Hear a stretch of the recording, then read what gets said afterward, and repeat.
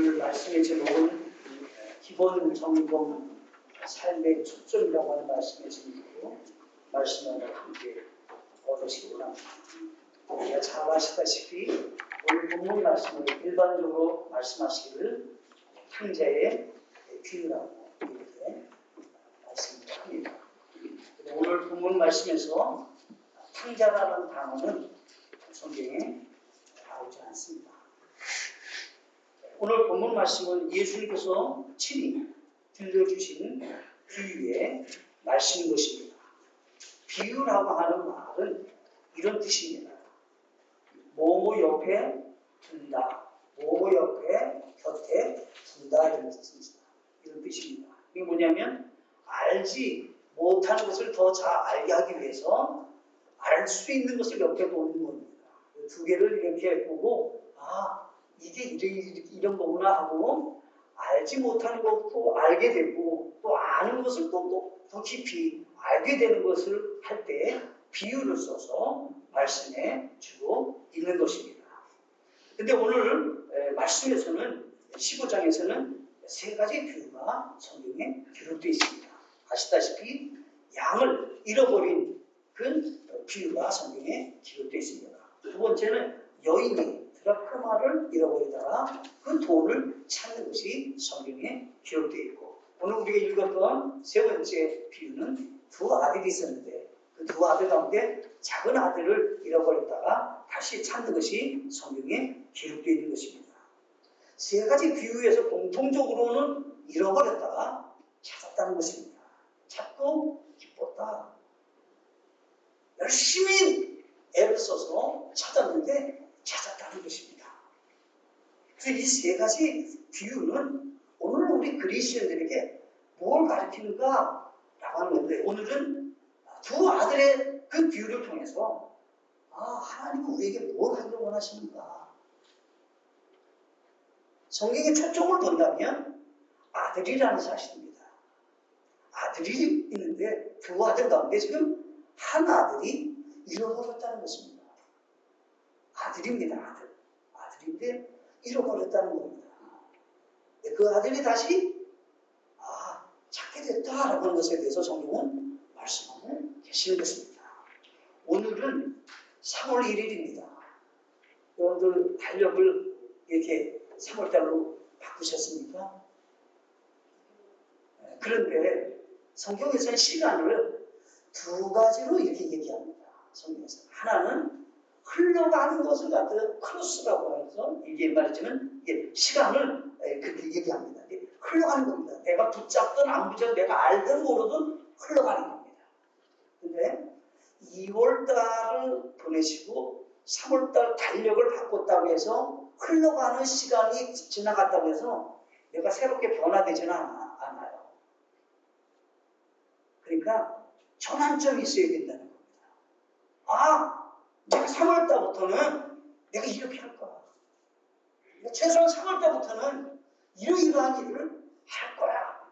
이렇게 결단을 하셔야 달력을 내리고 올리고에 따라서 변화되는 것이 아니라 내가 어떻게 초점을 두고 여기서부터야 라고 하는 결심과 내 마음의 다짐으로부터 시간은 바뀌어진다라고 하는 거예요. 성경에서는 이것을 두 가지로 얘기하고 있는데, 흐르는 시간 가운데 결정적으로 내가 순간에 이거야 라고 해서 내가 딱 마음의 다짐을 갖고 어떤 일을 할 때 그것을 이제 두 가지 측면에서 성경은 말씀하고 있는 것입니다.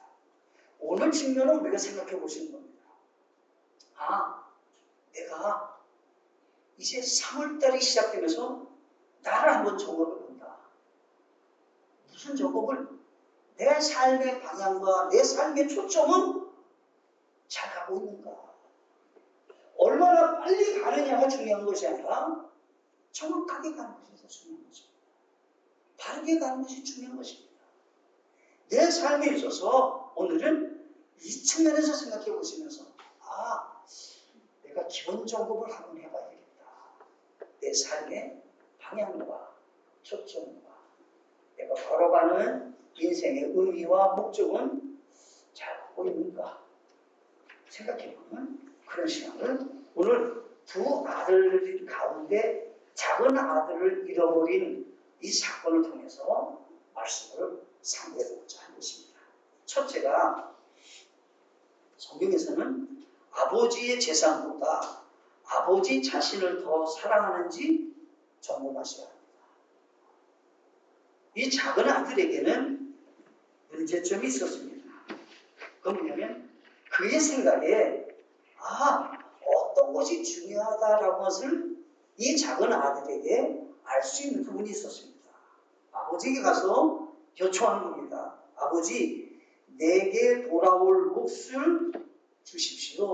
라고 하는 것입니다. 12절에 보면 그 중에 작은 아들이 자기 아버지에게 이르되 아버지여 재산 중에서 내게 돌아올 몫을 주소서. 이렇게 아들이 아버지에게 요청을 했습니다. 원래는 어떻게 되냐면 의견을 물어야 됩니다. 아버지 제가 이렇게 하는데 아버지는 괜찮으세요? 했는데 이 작은 아들은 그렇게 생각하지 않았습니다. 아버지 주십시오. 그런데 맞지 않는 부분이 있습니다. 여기서 재산을 달라고 하는 것은 상속 재산을 달라는 것입니다. 그러니까 보통적으로 일반적으로는 아버지가 세상을 떠날 때 준 데서 주는 거지 이거 네 몫이다 하면 주는 거지 또 그것도 아버지가 세상을 떠나야 권리가 있는 것인데 이제는 그것과 상관없이 상속 재산을 달라는 것입니다. 이 아들에게는 중심이 있었습니다. 삶의 중심이 뭐냐? 재산입니다. 재물입니다. 돈입니다. 거기에 초점이 있었고 아버지 자신을 사랑하거나 아버지에 대한 소중함을 둘째로 생각했던 것입니다. 이 아들이 또 얘기하는 겁니다. 아버지, 저는 그것을 주신다면 내가 어떻게 하려고 그랬는데 괜찮으시겠습니까? 물은 것이 아닙니다. 며칠 뒤에 재산을 주니까 아주 먼 나라로 가버렸습니다. 이 아들의 마음속에서는 아버지에 대한 그 따뜻한 사랑의 마음을 갖고 있지 않는 겁니다.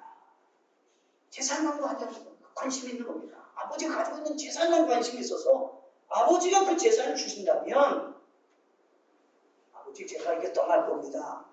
말했는지 안 했는지 몰라도 며칠 뒤에 떠난 거 보면 이 아들은 그와 같은 계획이 있었던 것입니다. 그 재산을 가지고 멀리 떠났습니다. 그런데 성경에서 이렇게 말하고 있습니다. 우리가 이 세상에 아무것도 가지고 오지 아니하였은즉 아무것도 가지고 가지 못할 것이 확실하니 먹을 것과 입을 것이 있은즉 우리가 그것으로 만족할 것이니라. 성경적인 생활의 자세가 있습니다. 그 뭐냐면 하나님이 주신 것에 대해서 좀 만족하고 감사하는 삶을 살기를 하나님은 원하시는데 이 아들은 그런 마음이 별로 없습니다. 아버지의 재산을 가지고 지금 멀리 가기를 원하는 마음이 있었습니다. 아마 이 아들 마음속에서는 재산을 가지고 떠난다면 아버지와 함께 지냈던 것보다 더 즐겁고 행복한 삶을 살 수 있을 것이라고 생각했던 것입니다. 그래서 아버지를 떠나는 것이야말로 독립이고 내게는 좋은 길이 열릴 것에 대한 소망을 갖고 있었던 것 같습니다. 그 아들이 우리가 아시다시피 떠나는데 아버지는 마음씨가 좋아요. 성경 어디에도 다 붙잡지 않았어요. 사실은 사랑의 마음이죠. 아들에게 지는 마음입니다. 강제성을 띠고 있지 않아요. 아버지는 그래도 사랑하는 겁니다. 네가 이 재물보다 재산보다 나를 더 귀히 여겨야 되고 나의 마음의 사랑을 알아야 되는데 네가 왜 그렇게 하는지 모르겠구나. 달라고 하니까 아버지는 주었다고 되어 있습니다. 아버지는 주었습니다. 떠나는 겁니다. 아버지는 떠나는 떠나라고 말합니다. 떠나라고 말하면 하지만 그가 원하는 계획대로 진행할 것에 대해서 가만히 두었습니다. 사실은 말 없는 사랑이 아버지는 아들에게 전달되기를 원했던 것입니다. 하나님께서는 재물에 대한 성경적인 원리를 몇 가지 말씀하셨습니다. 마태복음 6장 24절에 보면 아무도 두 주인을 섬길 수 없나니 이는 그가 한 주인을 미워하고 다른 주인을 사랑하나 혹은 한 주인을 떠받들고 다른 주인을 업신여길 것이기 때문이다. 너희가 하나님과 만몬을 겸하여 섬길 수 없느니라. 이 작은 아들 마음속에서는 아버지보다 세상을 더 사랑하는 것입니다.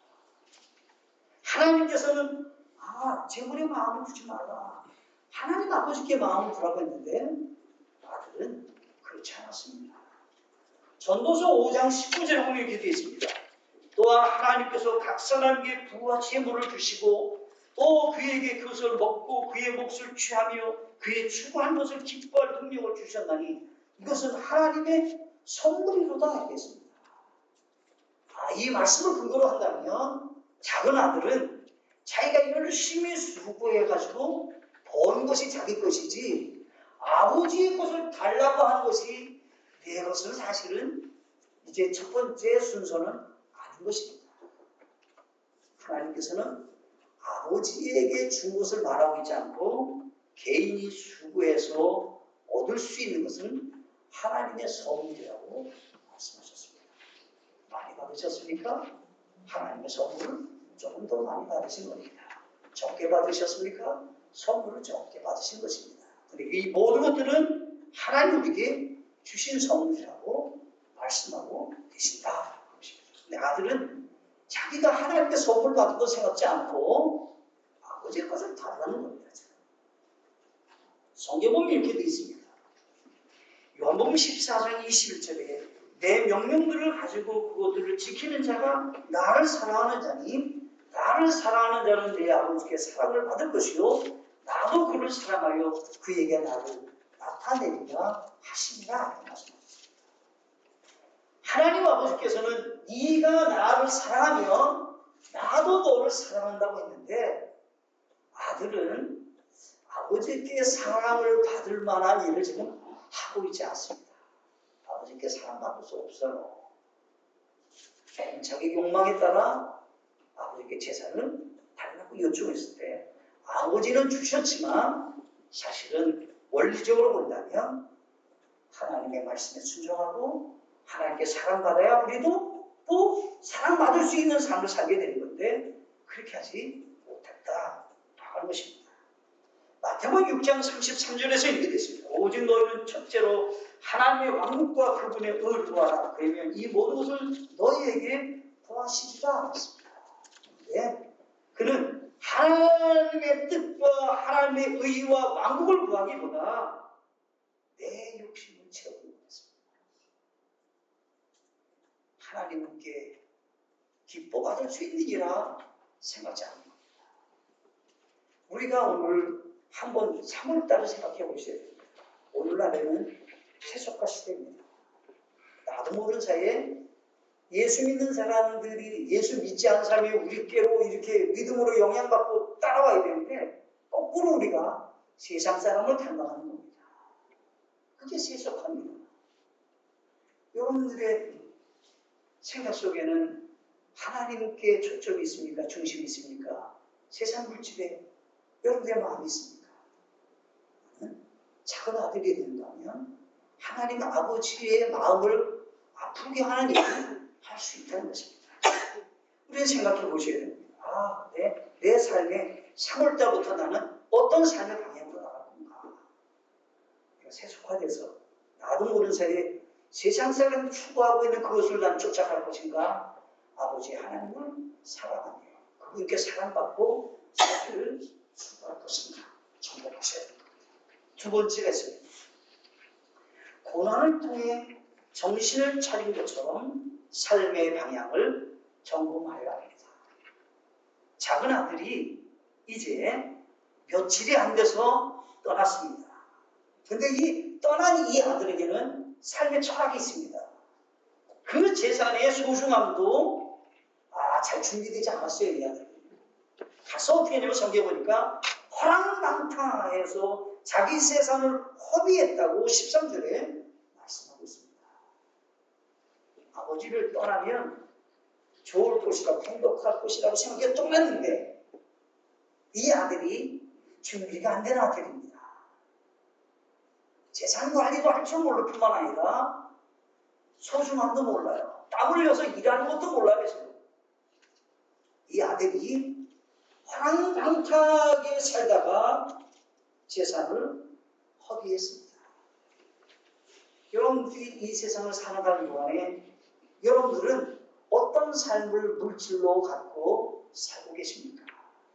낭비하는 인생입니까? 하늘의 보물을 쌓아놓으시 투자하는 삶을 살고 계십니까? 이 땅에 보물을 쌓아놓습니까? 주님을 만날 그날을 생각하고 나는 하나님 앞에 더 많은 상을 쌓을 수 있는 사람으로 살아가고 있습니다. 이 아들은 착각했습니다. 자기 재산이 영원하며 무궁할 거라고 생각했던 것 같습니다. 얼마만큼 재산을 갖고 갔는지 몰라도 이 재산을 호랑방탕하니까 이제 점점 세워나가기 시작했습니다. 잠시 맡겨진 이 재산인데 하나님이 맡겨주신 것인데 이 아들은 다 잃어버렸습니다. 재물을 위해서 우리는 살지 말고 하나님의 영광을 위해서 살아가야 되고 하나님의 뜻을 위해서 살아가야 되는데 이 아들은 아주 허랑방탕하고 허비한 걸 보면 육신적으로 살았다라는 걸 알 수가 있습니다. 우리는 어떤 인생을 살기를 원하십니까? 우리는 정신을 차리고 있습니까? 하나님께서는 이 아들에게 조금 사랑의 징계를 하신 것 같습니다. 그 아들이 14절입니다. 그가 다 탕진한 뒤에 알았습니다. 재산을 큰 거 없어요. 이제는 이제 아무것도 없어요. 그리고 그 아들이 사는 땅에 큰 기근이 들었다고 성경이 되어 있습니다. 성경에 볼 것 같으면 하나님이 쓰시는 도구 가운데 기근은 하나님의 징계 도구로 쓴 것을 성경에 많이 볼 수가 있습니다. 그 중에 첫째가 성경에 보시면 신명기 11장 16절로 17절에 보면 이렇게 되어 있습니다. 너희 마음이 속이는 수에 넘어가서 너희가 돌이켜 다른 신들을 섬기며 그들에게 경배하지 아니하도록 너희는 스스로 조심하라. 그래야면 주의 진노가 너희를 향해 타올라 그분께서 하늘을 닫아 비를 내리지 아니하시며 땅이 열매를 내지 아니하게 하시므로 너희가 주께서 너희에게 주시는 좋은 땅에서 끊어져 속히 멸망할까 염려하노라. 하나님께서 비를 내리지 않고 이 땅에서는 이제 열매를 맺을 수 없는 기근이 찾아오게 되는 원인을 성경에서 말씀하시기를 너희가 나를 버리고 다른 신을 섬기고 우상 숭배한다면 하나님은 그렇게 기근을 줄 것에 대해서 말씀하셨습니다. 기근이 찾아왔습니다. 그 기근은 사람이 막을 수도 없을 뿐만 아니라 기근을 사람이 만들 수도 없습니다. 비 오고 비가 안 오고를 사람이 뭘 할 수 있습니까? 하나님만 하실 수 있는 것입니다. 내리쬐는 태양을 주시는 것도 하나님만 하실 수 있는 것입니다. 기근이 찾아왔습니다. 에스겔서 5장 17절에서 이렇게 말씀하셨습니다. 이와 같이 내가 기근과 악한 짐승을 너희에게 보내니 그것들이 내게서 사랑하는 자를 앗아가고 역경과 피가 너를 지나가리라. 또 내가 칼을 가져다가 내 위에 임하게 하리라. 나 주가 그것을 말하느니라. 하나님이 쓰신 도구 가운데 기근이 있습니다. 지금 작은 아들이 살고 있는 그곳에 기근이 찾아왔습니다. 근데 기근이라고 하는 것을 그래도 견디려면 저축된 돈이 좀 있어야 되는데 다 탕진했습니다. 아무것도 없습니다. 그 아들에게는 저축이라는 개념이 없었던 것 같습니다. 미래를 위해서 준비한다는 것은 지혜가 없었던 것 같아요. 그래서 이 아들이 이제 고생을 하기 시작했습니다. 여기 성경 보니까 15절에 그렇게 되어 있습니다. 그 아들이 자기 나름대로 대책을 생각한 겁니다. 그가 가서 그 나라의 국민 중 하나에게 연합하니 그 사람이 그를 자기 들로 보내어 돼지를 치게 합니다. 내게 일을 좀 할 수 있게 길을 열어달라. 그랬더니 이제 그 같이 있었던 그 먼 나라에서 같이 있었던 사람 가운데 어떤 사람이 그러면 일을 하라고. 근데 저 돼지 치는 일을 해야 된다고 바뀐 겁니다. 아마 열심히 일했을지 몰라요. 근데 그에게 먹을 양식은 돼지가 먹는 곡식 껍질로 배를 채우는 겁니다. 그가 얼마나 어려웠다는 것을 단편적으로 보는 겁니다. 먹을 수 있는 것이 여의치 않아서 돼지가 먹는 곡식 껍데기를 자기가 먹어야 되는 겁니다. 그런데 더 어려운 게 찾아왔습니다. 성경에 보니까 이렇게 되어 있습니다. 뭐라 하냐면 이렇게 되어 있습니다. 16절에 보면 그가 돼지들이 먹는 곡식 껍질로 자기의 배를 채우게 하되 아무도 그에게 주지 아니했다. 그것도 배를 채울 수가 없는 겁니다. 이거 어떻게 하면 좋으냐? 자기는 노력을 해서 여기서 극복해 보려고 다시 일어나려고 했는데 일어날 수 없어요. 사람에게 제일 중요한 것이 먹는 거잖아요. 일거리잖아요. 근데 그게 책임이 안 되는 겁니다. 공급이 안 되는 겁니다. 17절에 전환점이 찾아왔습니다. 그제야 고난이 찾아왔고 그 아들은 그 고통 가운데서 어떻게요? 정신을 차리게 됐습니다. 깨닫기 시작했습니다. 자기의 위치를 생각해 보는 겁니다. 지금. 왜 내가 이렇게 됐는가?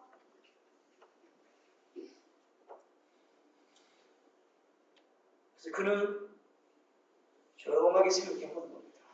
앞으로 내 장래는 어떻게 될 것인가? 라고 할 때, 굶어 죽겠구나. 내가 여기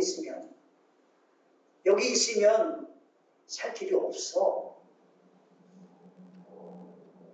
거의 소망이 없다고 생각했던 것 같습니다. 그때 마음속에서부터 그에게 자리 잡는 말이 있었습니다.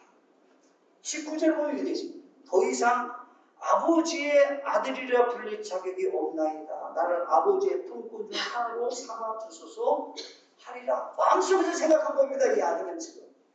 아버지에게 와서 말하는 게 아니라 속으로 자기가 생각합니다. 내가 여기 있다가는 돼지 껍질도 먹지 못하고 죽게 생겼는데 내가 아버지에게 가야 되겠다. 내가 어떻게 아버지에게 갈 수 있냐 이런 상황에서 지금 자기 나름대로 정면한 겁니다. 아버지께 내가 아들의 자격이 없으니 품꾼 중에 한 사람으로 나를 좀 삼아주시기 원합니다. 이렇게 지금 아버지께 가서 말하리라 생각했던 겁니다. 얼마나 겸손해졌습니까? 고난을 통해서 인생을 알게 된 겁니다. 어떤 것이 소중한 것을 알기 시작했습니다. 세상이 더 중요하다고 생각했는데 아버지가 나를 위해서 마련했던 그 사랑스러운 공간이 너무 좋았구나. 아버지가 마련했던 좋은 집에서 살았지만 소중함은 몰랐어요. 아버지가 그를 위해서 준비했던 많은 음식들, 그에게 필요한 모든 걸 공급해줬던 사랑의 손길들 소중하게 생각지 않았어요. 그래서 깨달았어요. 아버지 곁에 가는 것이 좋겠다 생각을 하였습니다. 우리는 영적으로 한번 생각해 보실 필요가 있습니다. 나는 어떤 중요한 고난에 때거나 내가 중요한 결정을 내릴 때 하나님이 깨닫게 하신 것이 있다면 생각해 보셔야 합니다. 하나님 무엇하기를 원하시는가? 정신을 차리고 지혜롭게 내 방향을 가져야 될 것이 무엇인가 생각해 보시면 새봄과 함께 풍성한 것이 맺어지는 한 해가 될 줄로 믿습니다. 세 번째 마지막에 있습니다. 진정 나를 돌보시며 사랑하시는 분은 누구이신지 점검하여야 합니다. 아들은 정신을 차렸습니다. 정신을 차리고 그에게 이제 생각하는 겁니다. 내가 아버지께 내가 가겠다. 아버지께 가겠다. 20절에 일어나서 자기 아버지께로 갔다. 이렇게 되어 있습니다. 아버지께 갔습니다. 그런데 아버지의 마음이 그대로 표현되어 있습니다. 아버지는 오늘 올까 내일 올까 그 아들이 다시 돌아오기를 원하는 마음으로 멀리서 그 아들이 돌아오는 그 장소를 저기서 올까 하고 언덕에 올라가서 멀리서 내다 물어봅니다. 그 아들이 언제 올까? 아들이 먼저 본 것이 아닙니다. 아들이 아버지께 가야 되겠다는 마음으로 왔지만 아버지는 멀리서 오는 아들을 금방 알아봤습니다. 그리고 그 아버지는 그를 보고 달려갔습니다. 아버지가 달려갔습니다. 그리고 어떻게 해요? 그 아들을 불쌍히 여겨서 목을 끼워안았습니다. 그에게 입을 맞췄습니다. 그 아들은 어떤 형태냐면 지금 돼지를 치고요. 멀리 왔으니까 지저분해요. 어느 누구도 반갑게 맞이할 만한 그런 아들이 못 돼요. 아버지는 사랑합니다. 진정 그 아들을 돌보는 사람은 세상이 아니었어요. 그 아들 자신이 아니에요. 아버지가 돌보기를 원하셨지만 그 아들은 아버지의 돌봄보다는 자기가 할 줄 생각하고 도리 자기를 지키고 인도할 줄 생각해요. 아버지는 달려가서 그에게 끌어안았는데 여기 성경 보니까 아버지의 마음을 얘기하는 겁니다. 불쌍히 여겼다고. 반대로 생각해 볼게요. 책집으로 갈까요? 그 아들에게 돌아오는 아들에게 이 못된 놈 세상을 다 탕진하고 돌아오다니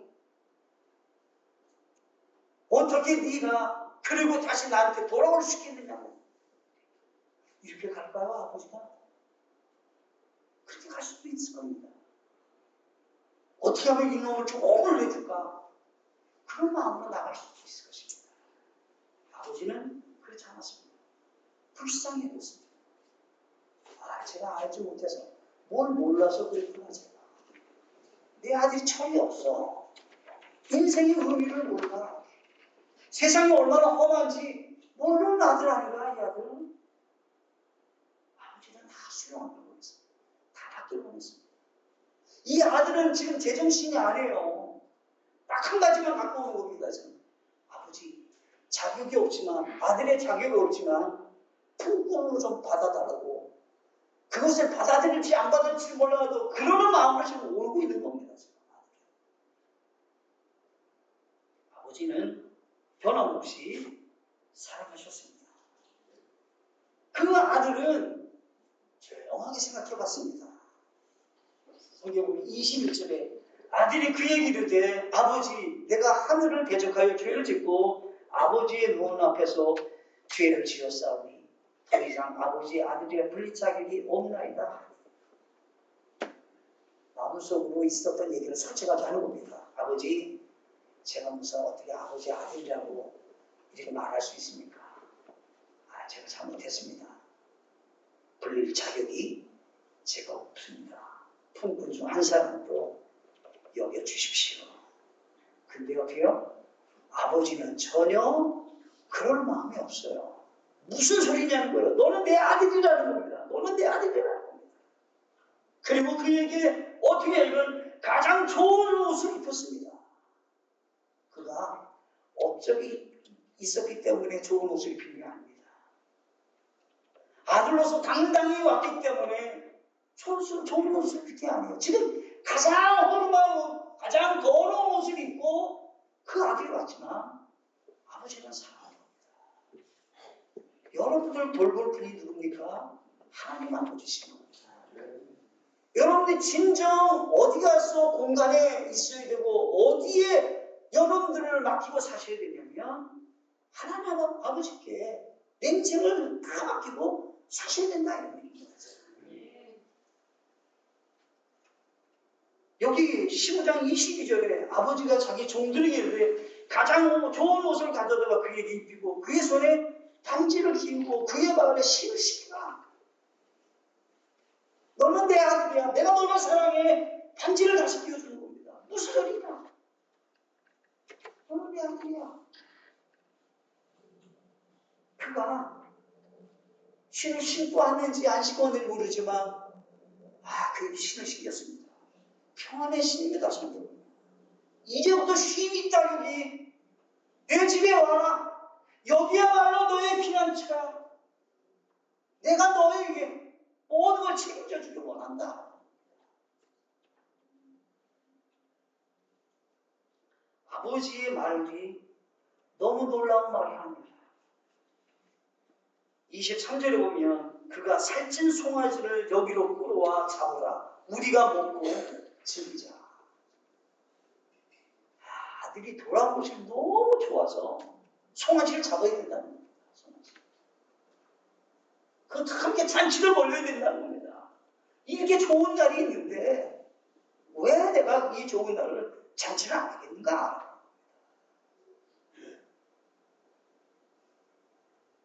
우리 주님은 우리에게도 항상 그와 같은 잔치를 배설해서 주기를 원하십니다.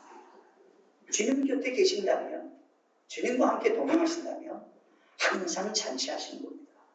항상 좋은 일만 있는 겁니다. 왜요? 주님과 함께 동행하시기 때문인 것입니다.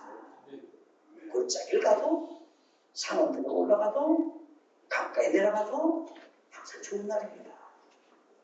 주님이 우리와 함께 하셔서 가장 우리를 보호하시고 인도하시기 때문인 것입니다. 15장 24절을 마지막 보면 이렇게 되어 있습니다. 내 아들은 죽었다가 다시 살아났다. 죽은 아들을 얻었는데 이 아들이 뭘 했냐 물어볼 필요가 없다는 거야. 나는 죽었다고 생각했던 그 아들을 내가 얻었다는 겁니다. 아버지 심정입니다. 이게. 재산을 넣고 얼마인데 그거 가서 그렇게 허비할 수 있느냐. 내가 얼마나 고생해서 그 돈을 모아놨는데 네가 어떻게 그렇게 허비할 수 있느냐.